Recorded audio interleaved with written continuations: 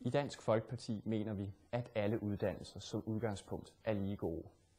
Vi skal ikke alle sammen være akademikere, for Danmark har brug for alle hænder. Sygeplejersker, pædagoger, håndværkere osv. Helt konkret har vi allerede sørget for økonomisk ligestilling, når det kommer til ungdomsuddannelserne, men vi har endnu højere ambitioner.